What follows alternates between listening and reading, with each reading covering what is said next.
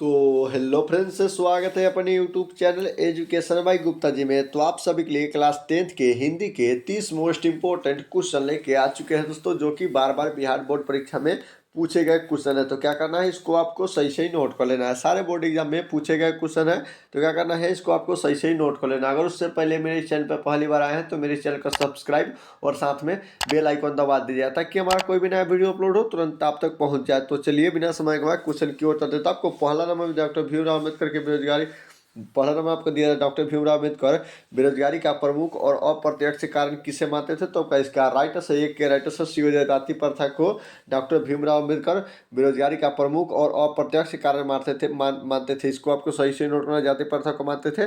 तो चलिए अगले क्वेश्चन की ओर चलते थे। आपको दूसरे नंबर में अम्बेडकर की दृष्टि में भाईचारा का वास्तविक रूप कैसा होना चाहिए। सो अम्बेडकर की दृष्टि में भाईचारा का वास्तविक रूप कैसा होना चाहिए। तो इसका राइट आंसर दू के राइट आंसर बी हो जाएगा। इसको आपको सही से नोट करना, दूध और पानी के मिश्रण की तरह अम्बेडकर की दृष्टि में भाईचारा का वास्तविक रूप होना चाहिए। इसको आपको सही से नोट करना है। तो चलिए अगले क्वेश्चन की ओर चलते थे। आपको 3 नंबर में दिया मदन किसका पुत्र था। दोस्तों 3 नंबर में आपको दिया मदन किसका पुत्र था। तो इसका राइट आंसर 3 का राइट आंसर बी हो जाएगा। इसको आपको सही से नोट करना, गिरधर का मदन पुत्र था। इसको आपको सही से नोट करना। तो चलिए अगले क्वेश्चन की ओर चलते थे। आपको 4 नंबर 20 के दांत कैसी कहानी है। तो 20 के दांत कैसी कहानी है। तो इसका राइट आंसर 4 के राइट आंसर डी हो जाएगा। इसको आपको सही से नोट करना है। मनोवैज्ञानिक 20 के दांत कैसी कहानी है। तो मनोवैज्ञानिक है। इसको आपको सही से नोट करना। तो चलिए अगले क्वेश्चन की ओर चलते थे। आपको 5 नंबर में दिया प्रत्न मानव का अर्थ क्या है। तो प्रत्न मानव का अर्थ क्या है। तो इसका राइट आंसर 5 के राइट आंसर सी हो जाएगा, प्राचीनत मानव हो जाएगा। प्रत्न मानव का अर्थ क्या है। तो प्राचीनत मानव। इसको आपको सही से नोट करना। तो चलिए अगले क्वेश्चन की ओर चलते हैं। आपको 6 नंबर हकर्ष थे क्या है। तो इसका राइट आंसर 6 के राइट आंसर ये हो जाएगा, वनस्पति वैज्ञानिक थे। हकर्ष थे क्या थे। तो वनस्पति वैज्ञानिक। इसको आपको सही से नोट करते चलिए अगले क्वेश्चन की ओर चलते हैं। आपको 7 नंबर में दिया बेतमा कहाँ है। तो 7 नंबर में आपको दिया जा रहा है बेतमा कहाँ है। तो इसका राइट आंसर 7 के राइट आंसर ये हो जाएगा। इसको आपको सही से नोट कर, इंदौर के पास है बेतमा। इसको आपको सही से नोट कर लेना है। तो चलिए अगले क्वेश्चन को चलते था। आपको 8 नंबर रिश्तेदार की पत्नी के कितने रुपए खो गए थे। तो रिश्तेदार के पत्नी के कितने रुपए खो गए थे। तो आपका 8 के राइट आंसर ये हो जाएगा, 11 रुपए खो गए थे रिश्तेदार की पत्नी के। इसको आपको सही से नोट करें। तो चलिए अगले क्वेश्चन की ओर चलते था। आपको 9 नंबर शेक्सपियर कौन थे। तो शेक्सपियर कौन थे। तो इसका राइट आंसर 9 के राइट आंसर ये हो जाएगा, नाटककार। शेक्सपियर कौन थे। तो नाटककार थे। इसको आपको सही से नोट करते चलिए अगले क्वेश्चन की ओर चलते था। आपको 10 नंबर बिरजू महाराज को संगीत नाटक अकादमी पुरस्कार कब प्राप्त हुआ। तो इसका राइट आंसर 10 के राइट आंसर ये हो जाएगा, 1965 ईस्वी को बिरजू महाराज को नाटक अकादमी पुरस्कार मिला था। इसको आपको सही से नोट करना। तो चलिए अगले क्वेश्चन की ओर चलते था। आपको 11 नंबर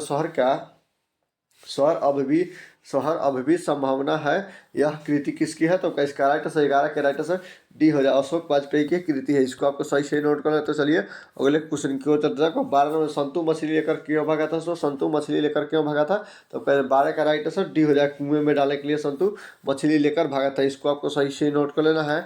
तो चलिए अगले क्वेश्चन की ओर चलते हैं। आपको 13 नंबर सुलोचना क्या थी। तो सुलोचना क्या थी। तो इसका राइट आंसर 13 के राइट आंसर ये हो जाएगा, अभिनेत्री। सुलोचना अभिनेत्री थी। इसको आपको सही से नोट करना है। तो चलिए अगले क्वेश्चन की ओर चलते थे। आपको 14 नंबर टॉल्स्टाई कौन थे। तो टॉल्स्टाई कौन थे। तो इसका राइट आंसर 14 के राइट आंसर आपका ए हो जाएगा, रूसी लेखक थे टॉल्स्टाई। इसको आपको सही से नोट कर लेना है। तो चलिए अगले क्वेश्चन की ओर चलते थे। आपको 15 नंबर गुरु नानक का जन्म स्थान कहाँ है। तो गुरु नानक का जन्म स्थान कहाँ है। तो इसका राइट आंसर 15 के राइट आंसर सी हो जाएगा, ननकाना साहब का यहाँ गुरु नानक का जन्म स्थान है। इसको आपको सही से नोट कर लेना है।